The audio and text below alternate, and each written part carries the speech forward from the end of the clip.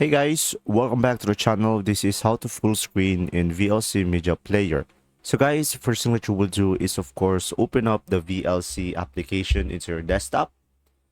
So guys, in order for you to do a full screen, just simply go ahead and tap on your keyboard F11, and as you can see, it will automatically full screen. Or what you could try to do guys is just simply go ahead and go for this maximize icon over here in order for you to make it a full screen. Another option that you have is just simply go into the view over here and just simply go over here full screen interface, and as you can see it will automatically full screen.